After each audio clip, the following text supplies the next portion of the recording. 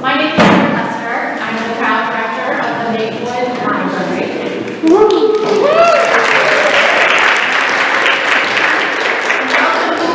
the 2023 Maplewood Ideas Festival, celebrating the talent and creativity of our community.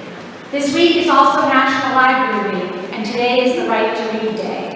In a time when librarians and libraries are facing unprecedented book challenges, we're honored to have Amol Sinha, Executive Director of the ACLU of New Jersey, here with us this evening, along with his ACLU colleagues, Alexander Shalom, Rhea Beck, and Alexis Carteron, for a panel discussion led by Robert Marchman. The Ideas Festival is sponsored by the Essex County Division of Cultural Affairs, a partner of the New Jersey State Council for the Arts, the Maplewood Library Foundation, the Friends of the Maplewood Library, Words Bookstore, and the Maplewood Women's Club. And I'd like all staff, trustees, foundation members to stand and acknowledge.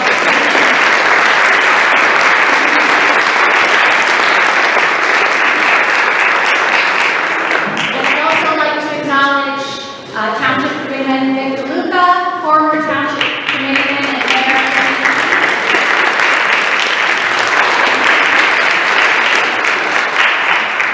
Again, thank you all for coming.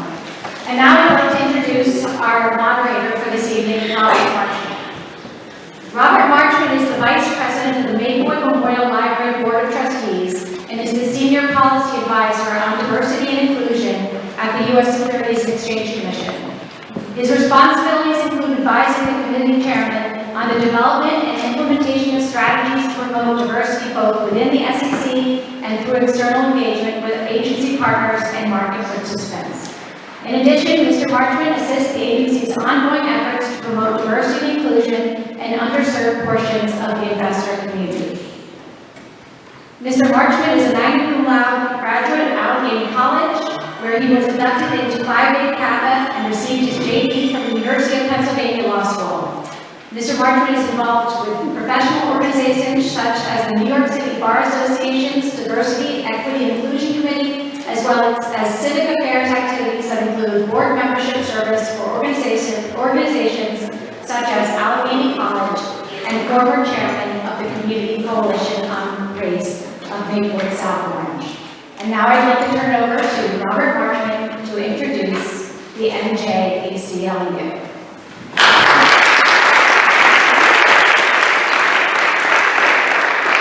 Good evening to everybody.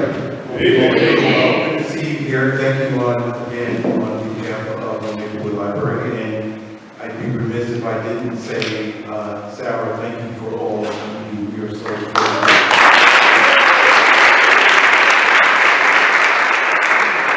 Thank you again. So it is my sincere pleasure and privilege to be the moderator of today's panel, which we hope will provide you all with information regarding the ACLU and the ACLU of New Jersey.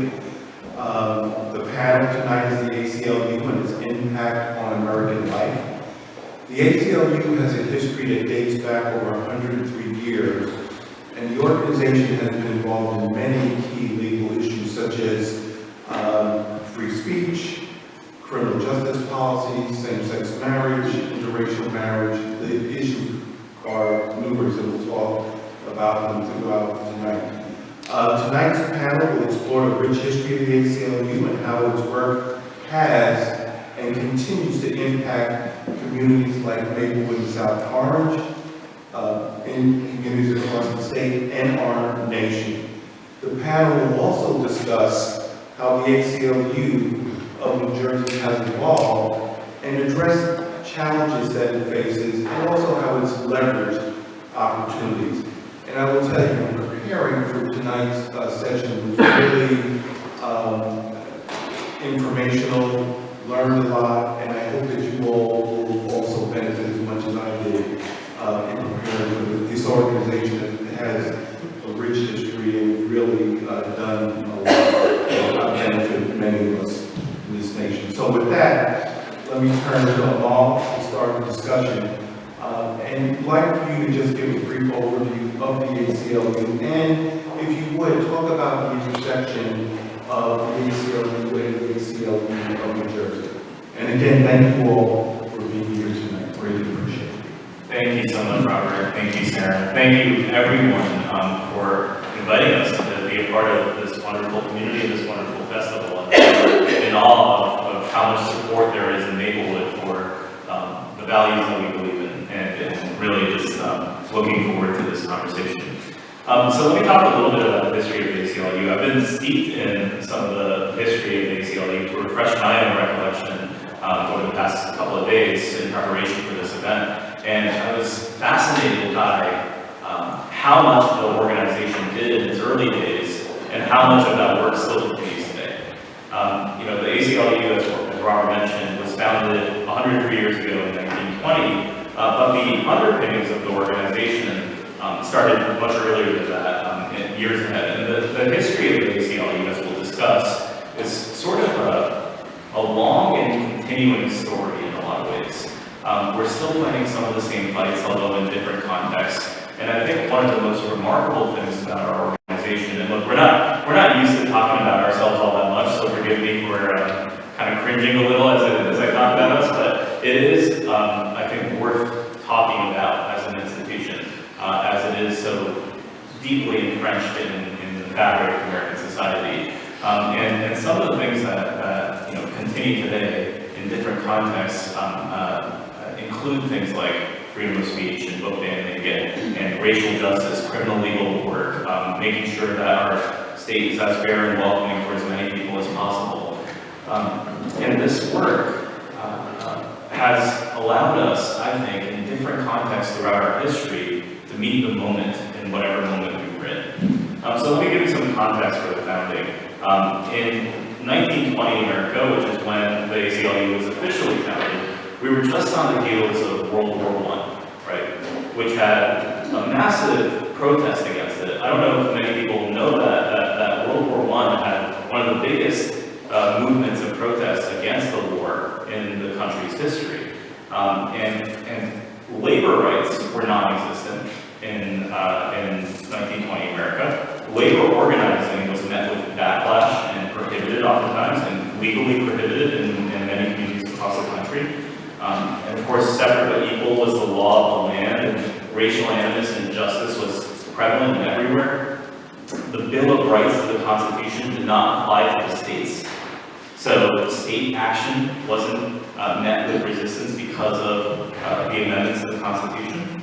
There was no formal protection of free speech, so speech could be and was routinely suppressed, as there was no modern free speech doctrine in 1920. Criminal defendants did not have the right to an attorney, and if police gathered evidence unlawfully, they could use it against defendants at trial, because the Fourth Amendment doctrine that we know today, although it's not by no means perfect, was non-existent at the time. And accordingly, there was a lot of skepticism about our courts as an institution that could provide for protection of civil rights and liberties. And there was, at the ACLU, the founders of the organization had multiple philosophies about how we should do the work of protecting civil rights and liberties. There were some, like Roger Baldwin, who's credited as being our founder, who said that the work of protecting civil rights and liberties was mainly about direct action, right? Protesting against the bad actors, confronting them, and sometimes in defiance of the law, right? So civil disobedience was a tactic that was used. And then there were the lawyers at the ACLU who said that no, the work of protecting civil rights and liberties is about incremental change, right? Making sure that we move the law along to meet the moment and make sure that rights are protected over the course of time. And then there were some other lawyers that said the courts are a canvas for us, right? This is where we go to make grand arguments about where, the transformative vision of the world that we hope to see. And there were some that even went as far as saying, we can say what we think is right and get the judge to believe in our rightness, and they'll figure out a legal justification for it afterwards. And so there were multiple ways in which the founders of the ACLU believed that the work could be done. And I think this was the beginning of what we call today integrated advocacy, which is our version of how we do our work, which is basically to use all of the tools that we have in our toolbox, including strategic litigation, legislative advocacy and political advocacy, policy change, community organizing, public education, and strategic communications to achieve the transformational vision of our future that we hope to see and achieve our policy goals. I want to share a couple of stories about the work of the early days of the ACLU, the national organization, before I talk a bit about the New Jersey affiliate. So Roger Baldwin, as I mentioned, he was a pacifist, right? He was a conscientious objector to the war. And in the midst of the war, Congress decided to increase eligibility for the draft from to age 35. And Roger Baldwin, who was 34 at the time, was sort of subject to the draft, and he decided to defy that and not show up for his physical evaluation and reject the law. And as a result, he was pretty quickly arrested. He presented himself for prosecution, and at the time for his prosecution, when he was arraigned, he pled guilty, and he actually, in 1918, decided to refuse bail. And he said that bail is, I quote here, he said that bail is one of the many devices by which courts operate for the benefit of the well-to-do and against the poor. That was 1918, Roger Baldwin said that. It was 99 years later in New Jersey that because of Alex's good work and many of my colleagues' good work, that we were able to get bail reform in New Jersey. And now we're seeing that much to bail reform, and we're fighting against it. But Roger Baldwin was prescient enough in 1918 to call out the injustice of bail. And as a result, he was incarcerated for a year here in Essex County, which is remarkable. There are a lot of intersections in New Jersey at the founding of the ACLU. And I don't want to, let me just think about this for a second. I don't want to romanticize any one individual, right? Like Roger Baldwin, as with any of us, he may be an imperfect person, I don't know. So it's not necessarily about the individual, although you'll hear his name a lot in my remarks. There was another instance in Passaic, New Jersey in 1920 when ACLU leaders who were in solidarity with the amalgamated textile workers who were meeting under the cover of night because they were in defiance of a law that prohibited textile workers from meeting at the time, in that town. And the ACLU leaders joined the meeting, and in classic ACLU fashion, when the police came to break it up, they ignored them for as long as they could, and then continued their work of reading the New Jersey State Constitution by candlelight. This was one of the many moments where the ACLU stood by workers who were trying to champion their own labor rights and find better ways of working for themselves. And it was the first such confrontation with the police that actually worked. They had many of these interactions, but this time the mayor of Passaic actually ended the prohibition of textile workers being unable to gather as a result of the ACLU's work. And then there was, of course, the Scopes trial and the work of the ACLU in that case, which I won't talk too much about because I think many people know about Clarence Darrow and the good work there, and you can certainly read about it.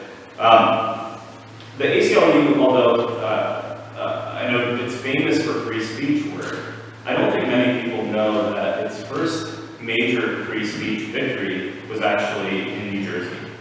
It struck me as well, it was news to me.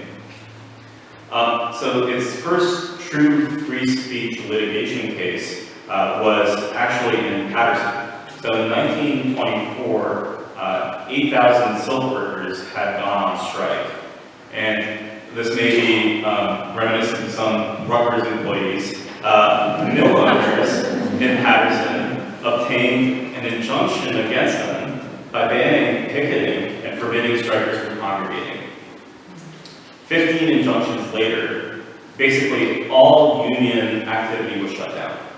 Silk workers called the ACLU and on Roger Baldwin in particular, and Baldwin organized a free speech demonstration and led protesters from carrying American flags to City Hall in Patterson. And union leaders stopped at City Hall and started reading again from the Constitution, specifically the First Amendment. And they were immediately arrested. They were convicted under a law from 1796 that prevented unlawful assembly. And so the case made its way through the courts with Arthur Vanderbilt, who eventually became the Chief Justice of the New Jersey Supreme Court.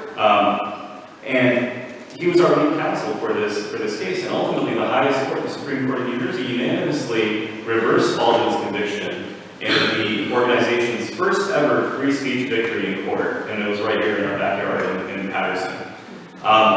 So the underpinnings of the ACLU included many of these priorities of anti-war efforts and organized labor and free speech, and yes, racial justice as well. It's been a part of our values since day one of our founding. And in fact, the ACLU was the first major national organization to write a report on the ways in which Black Americans are met with injustice every single day in their lives. It was called Black Justice, and it was published in 1931. So there are a bunch of national moments that of course, we can talk about a little bit later. I want to touch a little bit on the founding of the ACLU of New Jersey, which was in 1960, 40 years after the founding of the national organization.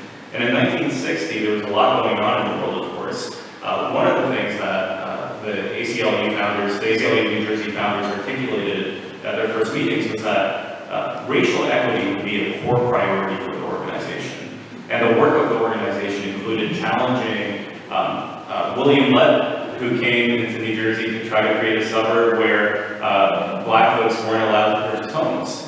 And the ACLU sued and went all the way up to the Supreme Court of our state, where the Supreme Court, under the anti-discrimination laws that had just passed, held that William Levin could not simply allow only whites to purchase homes in his community.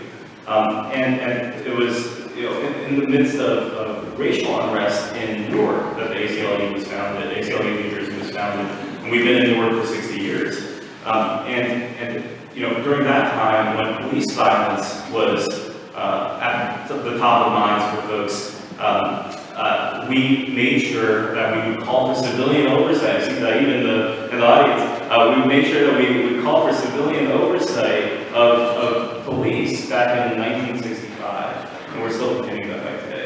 So at the end of the day, I know this is a long-winded way of saying this, but the work that we're continuing to do today echoes the work that was done in the 20s, the 30s, the 40s, the 50s, the 60s. So when, Alex is out there fighting for bail reform, it's in the legacy of Roger Baldwin, who in 1918 said bail was unjust. When our team is out there representing Black Lives Matter protesters in Patterson because they protested and marched at City Hall, it echoes Roger Baldwin and his group of folks who were marching in Patterson in 1920 New Jersey to protect the rights of labor organizers. When our team is out there advocating for reproductive rights and abortion access for all, it's because in the early teens, ACLU founders recognized the need to be able to tell people about their reproductive rights and align with Margaret Sanger, the founder of Planned Parenthood, and made sure that she was represented when she was being arrested for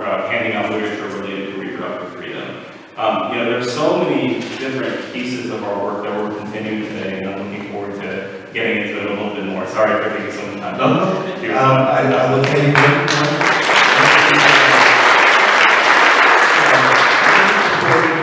one takeaway from our prep meetings is the passion that these four have for their work, and I think you just felt it from them also.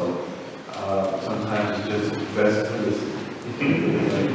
So, appreciate the background check we talked about. It's really important for people to have this. I think as we talk, and even myself, there's a lot of misperceptions about the ACLU, what it is, and I think by having that framework it's helpful.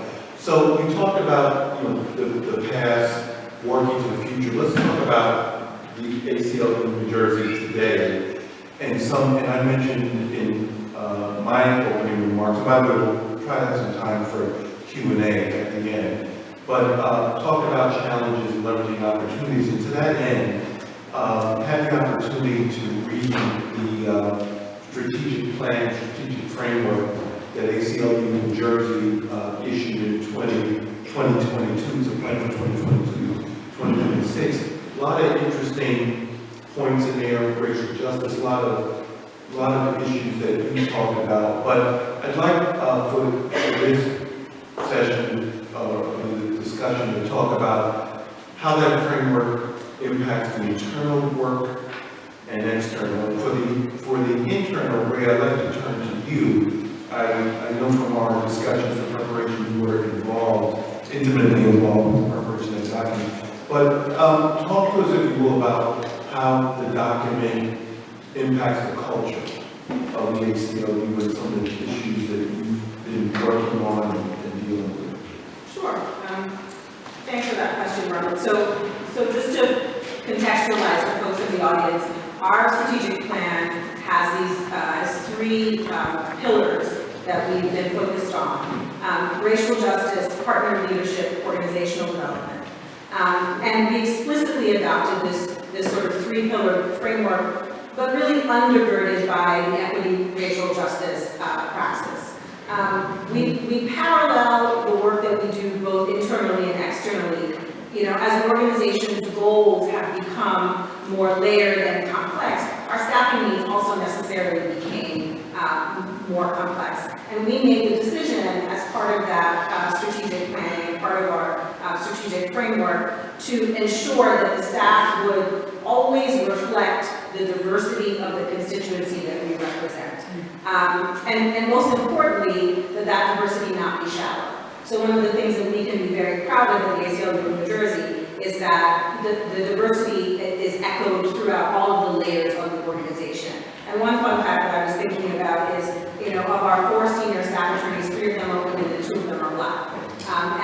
We've gotten questions about, you know, how are you able to recruit, attract, and retain so many talented Black attorneys on your staff? All of that is quite intentional, right? We have made a commitment to both transparency and professional development. I think those are 2 key tools in attracting and retaining staff of color. You know, it boils down to, again, very transparent, internally strengthening, focused practices, such as, you know, being incredibly transparent with our staff. Our staff knows at all times where they are in terms of, you know, where they line up with their salaries, what the opportunities are for growth within the organization. We've made a commitment to professional development, so much so that each staff member is allotted a professional development stipend every year. And we find that these tools are incredibly important as part, not just part of our compensation package, but they send a message to our staff about the way that we value their work, the way that we value their labor, and the way that we want to be aggressive in not just supporting the work that they do, but understanding that this work comes with so many long hours, right? So much complexity, so many unwinnable moments that we internally, at least at the ACLU of New Jersey, we want to make sure that they feel supported, they feel taken care of. We try to have those conversations as often as possible. The reason that we pay particular attention to the way that the organization is structured internally, I like to say this often, Will and I talk about this often, is that we recognize that all of the possibilities open to us in terms of the external work that we do is only possible because we are powered by the people who work within our organization. And unless we take racial justice seriously, unless we take partner leadership seriously, and unless we bring that focus into the way that we think about how our organization grows, we won't be able to accomplish the things externally that we do, that we want to. So we see it very much as a symbiotic relationship. We take our, when we think about organizational development and partner leadership, we think about the ways that we are integrated within the New Jersey community, within the New Jersey legal community. I'm really proud of the partnership that we've built with Rutgers University, for example. We're one of the founding partners of the Rutgers Minority Student Program Partnership. We have students, law students placed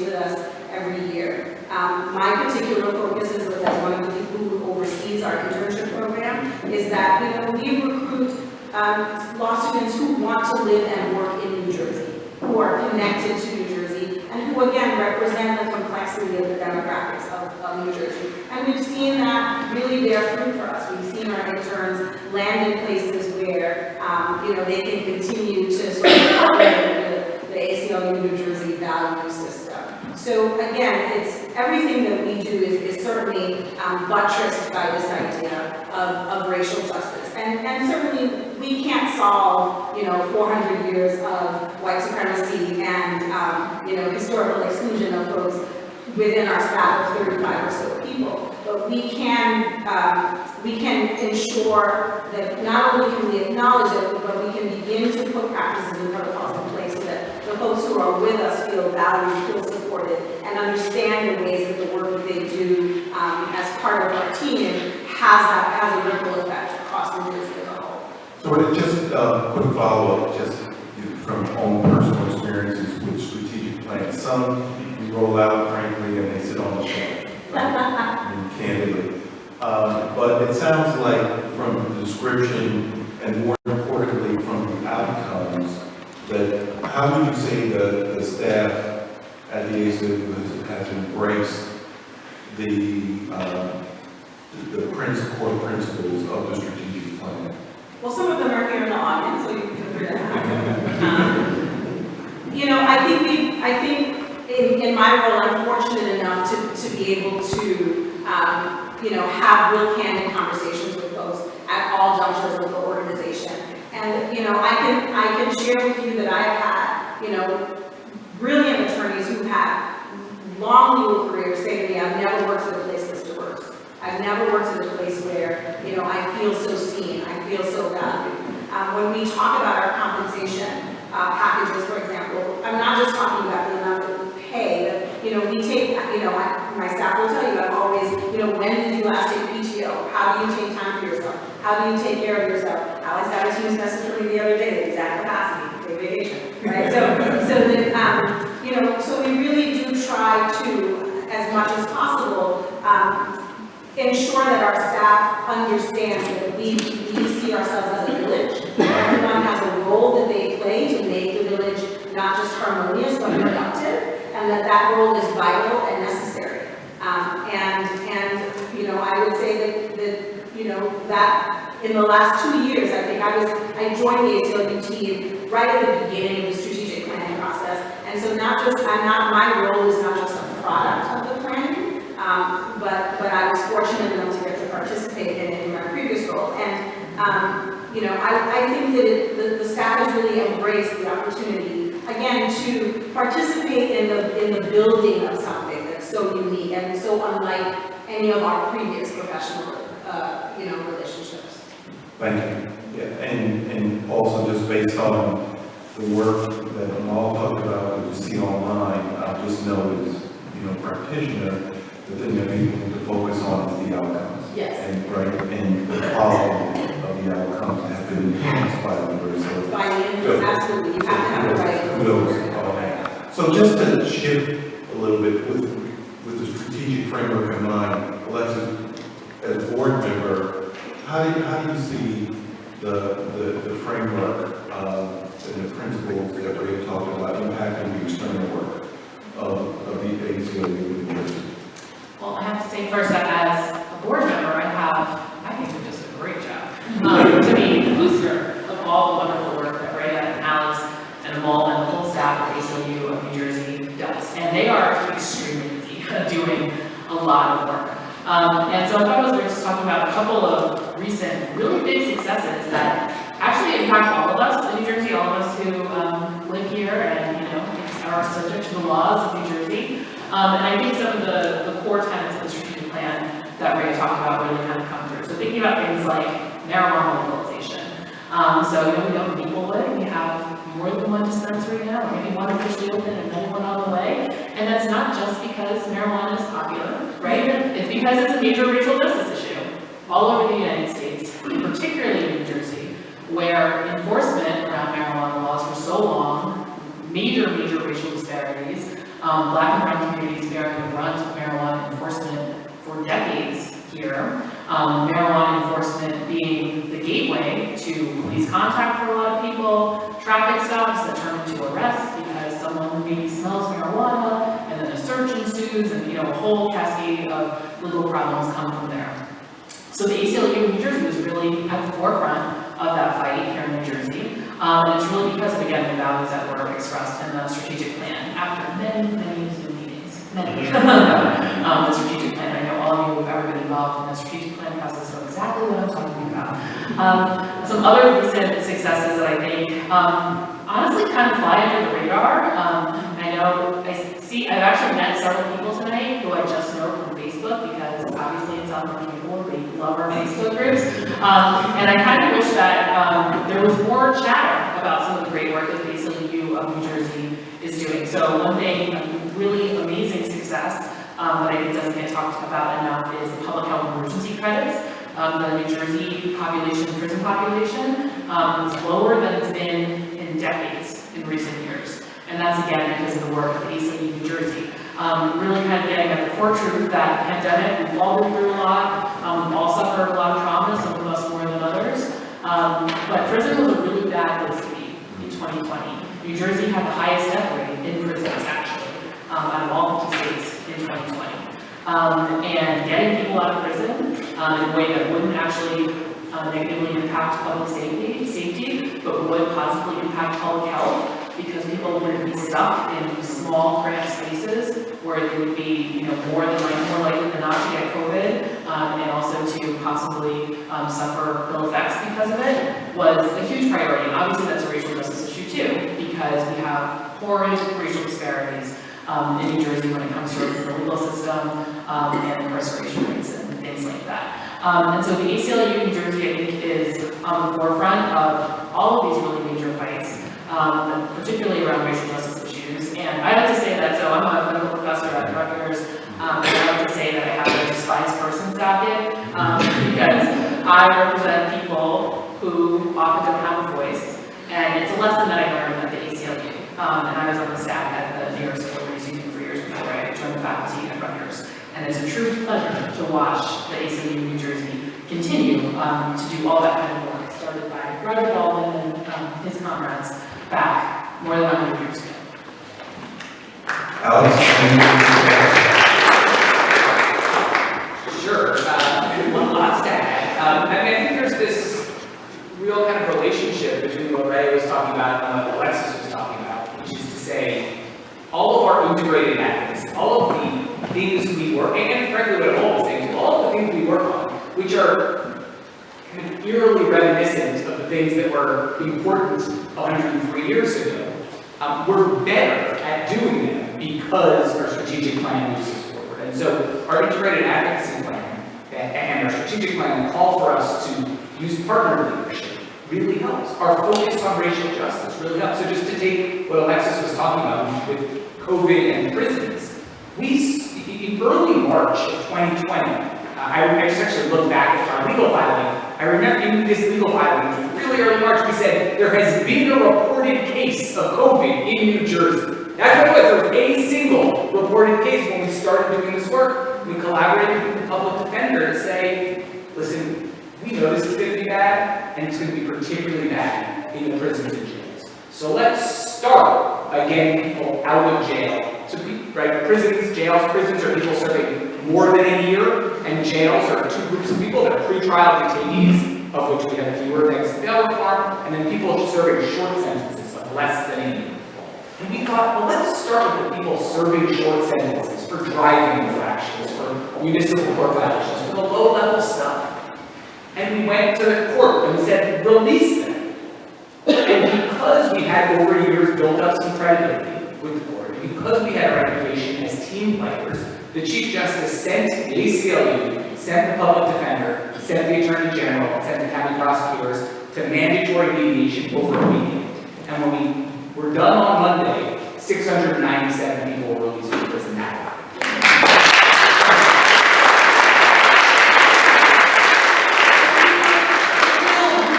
We were dislocating our shoulders, patting ourselves on the back. And then things got a lot worse, right? And then the one person in New Jersey turned into thousands of people in New Jersey. And the possibility that someone would get sick in the prisons and jails became a reality. And we called on the governor, this gets back to the whole point about integrated advocacy, we called on the governor for contacts there to issue a bold executive order. We sent in legal research on his authority to do it, and we got a kind of wimpy executive order. So we went back to court to say that's too wimpy. And it wasn't a huge win there. So then we said, well, what can we do? And we started thinking about the public health emergency credits and wound up drafting that bill with our partners with whom we had worked on a solitary confinement campaign years earlier. But we had built up credibility with them such that when we said, hey, we want your help, we want to try and figure out how to get thousands of people out of prison now, we didn't have to build up that relationship. That was a relationship we had nurtured over time. And so, 9,000 people between the public health emergency credits and the litigation got out of prison early. And the returns show that recidivism rates didn't increase. You'll hear totally different things in the media, but if you ask the Department of Corrections, they will tell you that the number of people returned to their custody for new charges is actually lower during the public health emergency than it is today. And so it begs the question and kind of informs our next challenge, which is, great, so how do we replicate that? If we could let people out of prison safely during the public health emergency, why aren't we doing it all the time? That's right. Thank you.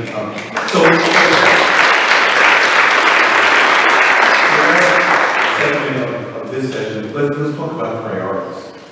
And I want to ask you, what are the current priorities? But also, you all talk about a myriad of issues. There's a lot of issues, but also the resources you have are limited. So the question is, what are the priorities, but how do you prioritize what you focus on when dealing with these myriad of issues that we all hear about every day, that impact our lives daily? Thank you for the question, and I welcome my colleagues as well to answer. Look, I think the beauty of the ACLU is that, like I said at the outset, we're a dynamic organization that I think rises up, and I say this with utmost humility, rises up to meet the moment whenever we can.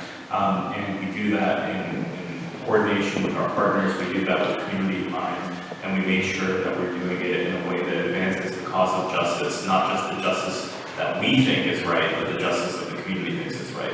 And so we don't guess, we ask. That's like the part of the work that we do, and we want to make sure that we're doing that every step of the way.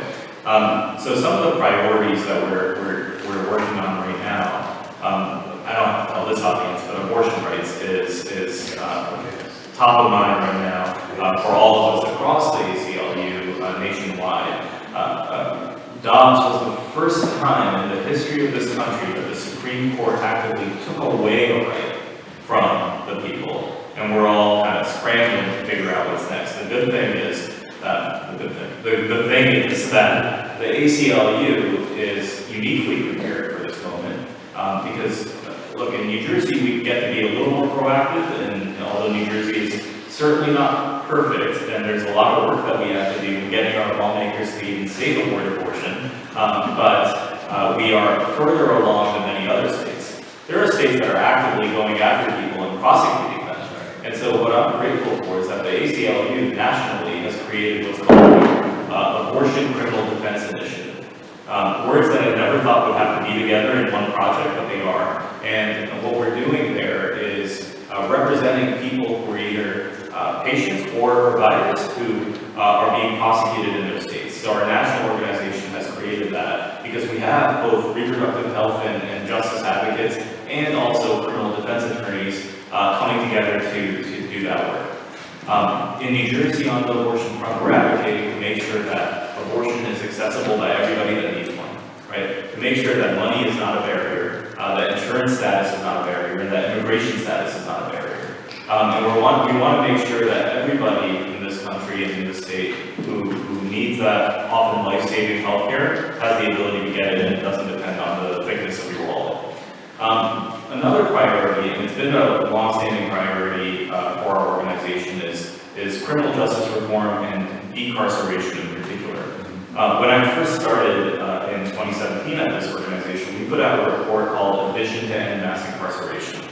And our vision at that point was to reduce our prison population by about 50%. And we articulated how we can do that with policy changes on the front end and on the back end. So, you know, things that we would have to do to policing and prosecution, and the things that we would have to do to sentencing and reforms. And we were able to get some of those things through, but not all of them. And so while we've been able to reduce our prison population significantly, and I'm pretty sure we're almost there to the 50% mark, we still have a ways to go. And there are things that we're going to continue doing, including making sure that we're continuing to release people from prison, advocating for our governor to use his executive clemency power, which is a power that all governors hold, to make sure that he can release people on parole, as a pardon or a commutation. And we're going to think about parole reform so that we can get more and more people out of prison who are unjustly there. So those are some of the things that we're working on. Police accountability is another thing, right? As I mentioned, it was in 1965 that we first called for civilian oversight, and to this day we're continuing to fight for civilian oversight of policing.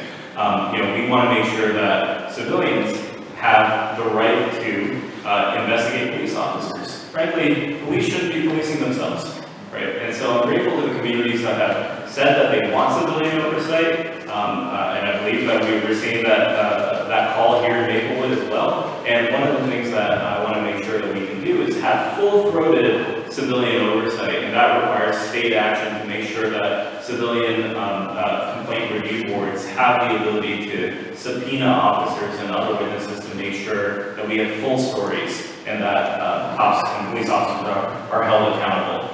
There's also police transparency of their disciplinary history. New Jersey lags way behind.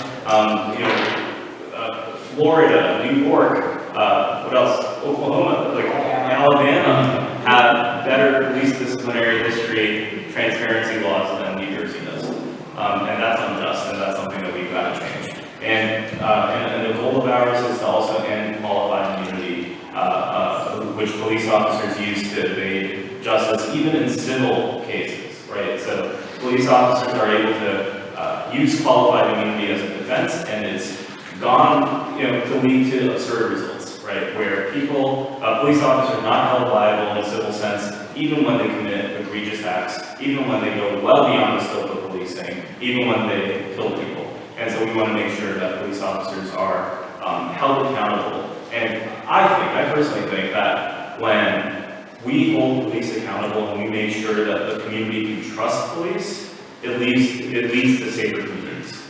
And it leads to better policing, right? And it leads to the good police officers, which, if you ask police departments, they'll tell you it's just, the bad stuff is just a few bad apples, right?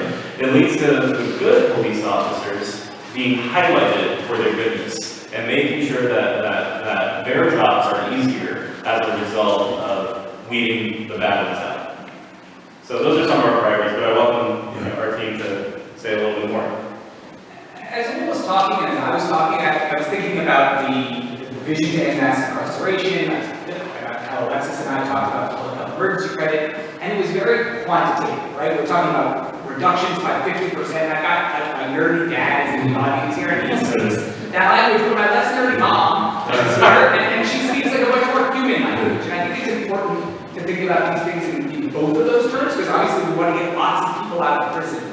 But it's also important to remember that behind each person is a person and their family and their community. And so maybe I'll tell a quick story of one of our successes that tries to take those numbers and individualize them. This isn't going to be a long climb around the Supreme Court jurisprudence, but years ago, when Sandra Day O'Connor was the kind of middle of the U.S. Supreme Court, the question was, could you execute children? Which seems like a crazy question when you ask it, but they did what Sandra Day O'Connor always did at the time, which was kind of split it. It's just, you said, you can't execute 15-year-olds, that would be crazy, but you can execute 16 and 17. So that was the state of the law in the 1980s and the 1990s. And then in the early 2000s, a case came before the court where they said, the death penalty is supposed to be reserved for the most morally blameworthy. Even among people convicted of murder, it should be reserved for the most morally blameworthy. And we now have all this brain science that shows us that children are different. They are more subject to peer pressure, they're their brains change, they're just things that are fundamentally different about children than adults, and therefore they can never be the most morally culpable. And this evidence was presented to the U.S. Supreme Court, and the U.S. Supreme Court agreed and said, kids, people who committed crimes as kids, can never be executed. Duh, right? A couple of years later, some really savvy advocates went to the court and said, well, if that's true, that kids are always less morally blameworthy, what about sentencing a child to die in prison?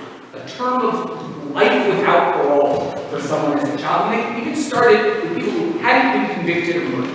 And the U.S. Supreme Court said, yeah, you know what? Can't do that either. And then they said, and a mandatory sentence of life without parole. That doesn't work. And the ACLU National participated in those cases.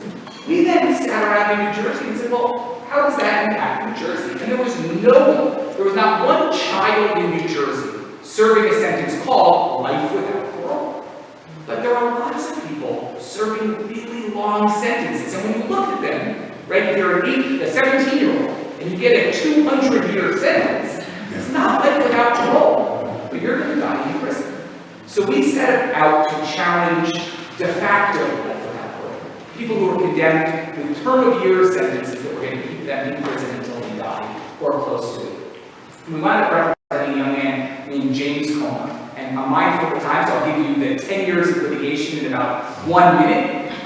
We said, hey, this is the same thing as life without parole, he can't get it. The judge said, I don't think that's true. We went to the New Jersey Supreme Court, and they said, no, you're right, this is the same thing as life without parole, he's got to get resentenced. We went and had him resentenced. We had experts, we had Governor McGreevey, former Governor McGreevey came with a reentry plan for James, and the court said, I'm convinced, I'm going to give him the lowest sentence I can, which is 30 years. He had done about 20 at the time. And we said, not good enough.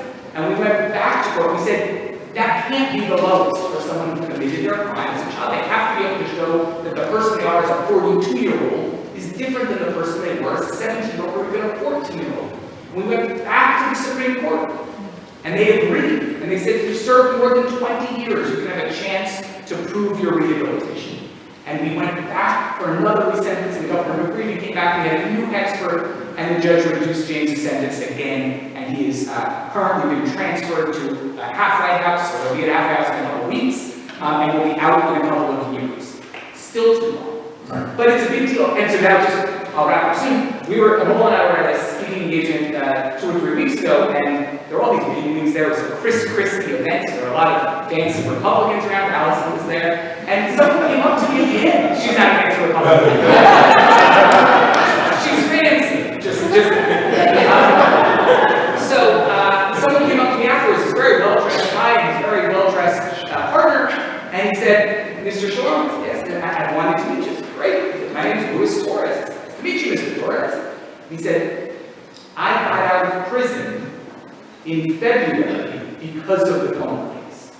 And Mr. Torres later came to our office and spent a lot of time at home, but he was one of the 100 people who was convicted as a young person, as a child, and got relief from the courts and was able to come in. And he's had a remarkable story. He got his high school diploma.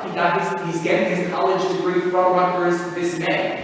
And so when we think about the numbers are amazing. But when you sit down with someone like Mr. Torres and he tells you about the impact of getting to order ice cream, the seemingly simple act of getting to order, having the autonomy to order ice cream, you start to understand what a big deal it is to reduce the prison population. Thank you for that, because it is important.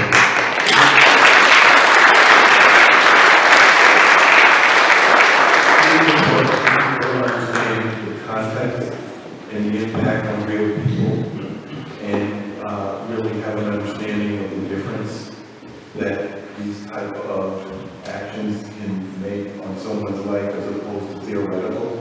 So appreciate the time that you spent on that, and frankly I think more of that needs to be done so that folks can parse out reality from fantasy. But thank you. So we're going to go to Q&A, and I'm going to ask everybody's indulgence. We're probably going to go over 5 minutes because we actually started at 7:05. So I'm going to actually ask the first question, and that is, so we've heard a lot about the work of the ACLU. Jersey. Frankly, as the title of this panel has been the impact on the American way of life.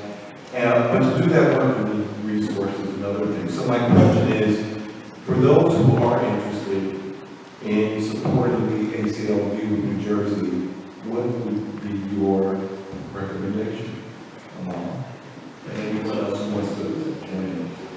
I'll be completely frank. I think financial resources are always welcome. That's something that the organization thrives on, right? Like, we don't get to do our work unless we're able to fund the work, and we're trying to make sure that this organization is sustainable for as long as it can possibly be. But other than that, there's so many different ways to get involved in our work, including taking action. We send out these action alerts every once in a while. If you guys, if folks want to, they can go to aclu.org and sign up for our email alerts that oftentimes ask you to call or send a letter to your lawmakers to make sure that we're advocating for reining in police or holding police accountable or abortion access for all. If folks are interested in joining some coalitions that we're a part of, we have a coalition for accountable policing in New Jersey. If there are coalitions that are doing work that we're in partnership with for abortion access for all. There are coalitions that we're a part of that do work on immigration access. Every once in a while we get to partner with lawyers who are looking to do pro bono work, and that's another way for us to potentially partner. And Alex and our legal director Jean are the right people to talk to about that. So there are plenty of ways to partner with the organization. But before I forget, one thing that Alex alluded to, which is not alluded to, said directly, which is the work of him and our colleagues to end extreme sentences for young people. It also reminds me of another case that the ACLU took on, which was the Scottsboro Boys case in the 1920s. And so Alex's work of ending effective life without parole for young people is in honor of the Scottsboro Boys who we worked to represent in the early 1920s. So let me turn into the audience. Questions? Yes. So at a time where nationally we see civil rights under attack at a level we haven't seen in this country in decades, there's been a call by some to push the governor and push others to do more to make New Jersey a safe haven. Can you speak a little bit to the work that you're doing there? Is there a particular issue or just general? I mean, Yeah. we've talked about trans, LGBTQ issues. We can talk about women's reproductive rights, which we have seen some action on. We can talk about immigration. I mean, there's so many issues that this country right now is really pushing back on so many things that those of us that support the ACLU and your work all here. I can start, and then please. So one of the things that I can mention about our abortion law, for instance, in New Jersey, by the way, which was not the law of New Jersey. There was, it wasn't really into legislation in New Jersey, until 2022. Abortion rights were secured in New Jersey through court decisions and regulations and all that, but not legislation. And so in 2022, the law that we were able to help draft included a provision that said, that initially said that abortion is a fundamental right for residents of New Jersey. We changed that to say anyone present in New Jersey.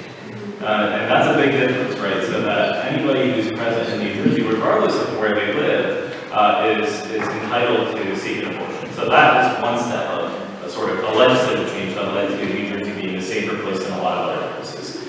There are other things, I know that Governor Murphy recently declared New Jersey a safe haven for gender affirming care, right? That's something that's really good in our fellow advocates at Garden State Equality and other organizations were wonderful leaders in that front. There's also work that we have done historically to make sure that New Jersey is what we call a fair and welcoming place for immigrant community members, right? And so whether it's not complying with ICE contracts in our local jails, which again, a recent development, right? It was just in the past couple of years that our local jails stopped honoring ICE contracts, not allowing police officers to be used as ICE agents in enforcing immigration law. That's done by an Attorney General directive. One of the things that we're pushing for is called the Values Act, which would codify that into law to say that New Jersey local police officers would not be able to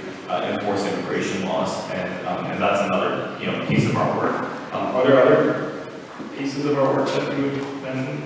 I think one thing to note is just that one thing that makes the ACLU uniquely positioned to do this work in New Jersey and elsewhere is that we are both a state affiliate where we're doing things like pushing the governor and trying to get our state Supreme Court to enact protections under our state constitution. But we're also part of a national affiliate. And so the disturbing trends you see everywhere, it's like we would love protections in New Jersey, but we'd also like to stop the regressive stuff that's happening elsewhere. And I think the ACLU is kind of uniquely positioned to do that because of the affiliate structure that we have. And I think all of these fights feel very defensive when you're just talking about them on the state level. We can be more offensive when we're thinking about the national. Other questions?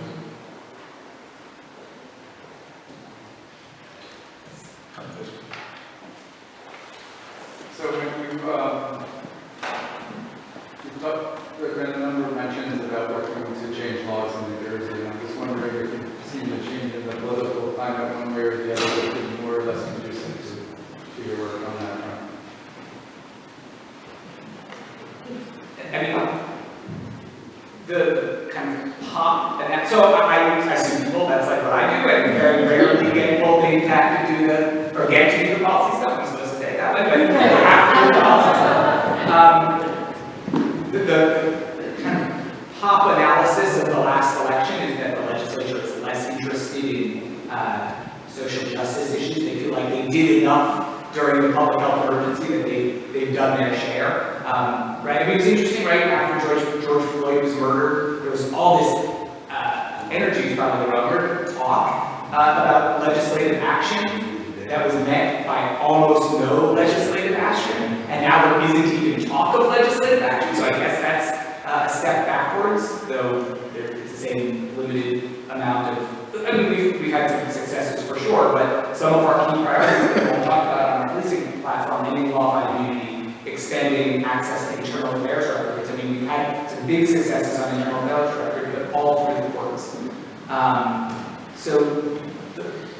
But marijuana, I mean, we've had lots of successes, but they're hard fought, and which is why it's so much easier for me to just sue people, because it's kind of just really easy thing to figure out, and the legislative process. So, sometimes our policy staff will come up with an idea and start a campaign, and 10 years later they'll be working. I mean, Saeed has been working with us on CCRBs for a decade or longer, and we still don't have enough supporters in the legislature. So there's still a lot of work to do, and it's a slow slog. And if I may, that brings to mind, Robert, when you asked the question before about what are our priorities, I sit in this really unique position. I'm fortunate enough to have been the first ever director of people and culture in the ACLU's 16-year history. And one of the things that I think about often, and I talk about often with our senior team, is that, the staff at the ACLU of New Jersey are faced with daunting challenges every single day. This is, we have cases on the docket that predate almost all of our employment there. We're talking about people who've been there 15, 16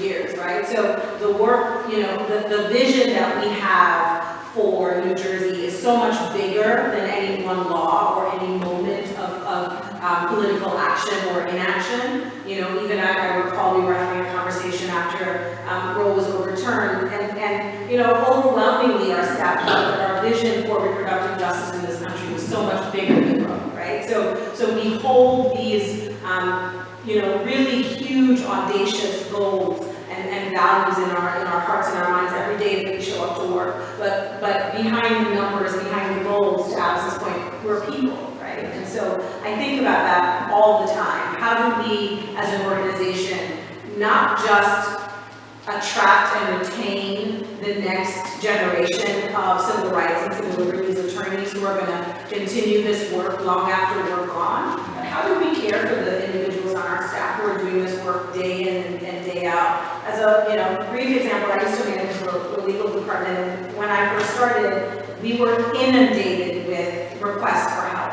Our small legal department, which is 14 people, the largest it's ever been, we get over 2,000 letters a year of people requesting help. And every single one of those letters gets read, gets a response, gets cataloged. Often the person who's reading that letter is an admin assistant. And some of the stuff in there is incredibly traumatic, right? So we have to think about how do we support every single person on our staff who comes to work and is, heart-driven and mind-driven and body-driven and soul-driven to do this work. But, the possibility of maintaining the kind of optimism required to do the work, or the kind of, in your case, stubbornness required to do the work, requires support, right? And so part of the work that I'm tasked with doing is figuring out that piece. So that remains an organizational priority for us and for the work that I do. That's great, because you have to not only focus on the work, but the whole, and that includes not only the intellectual, but the... Yeah, he pretends he's a tough guy. Yeah. People who are, fated to spend the rest of their life in prison, that's hard. And I don't think I'll put it up there. You made the comment about the post-George Floyd legislators. I would just note that there are a lot of sectors. We did a lot of talking, and we're still waiting for the action. So with that, I just want to, we've eclipsed our time, so I apologize. But I do want to say on behalf of the Maplewood Library, to Amal, Alexis, Alex, and Rhea, thank you for being here. Thank you for the work that you do. Thank you for sharing with us and inviting us as to the importance of the work that you do. You left us with a lot of food for thought. Again, it's my privilege and pleasure to moderate this and to get to know you all a little bit in the context, and you really just enriched us all tonight. So thank you all.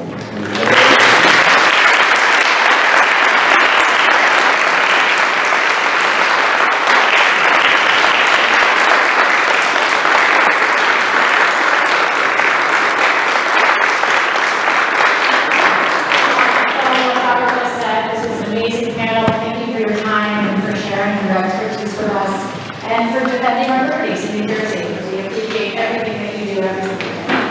I also want to invite all of you back here tomorrow night. We will be presenting the Maplewood Literary Award to Eliza Minot.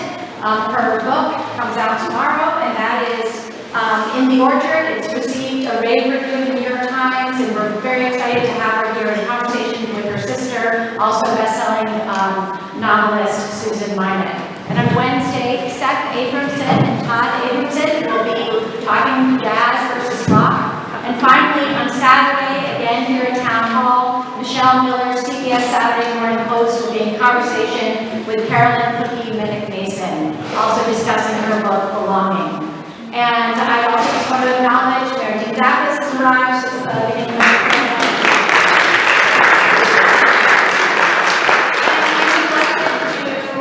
To acknowledge Mayor Ellen Davenport, who's also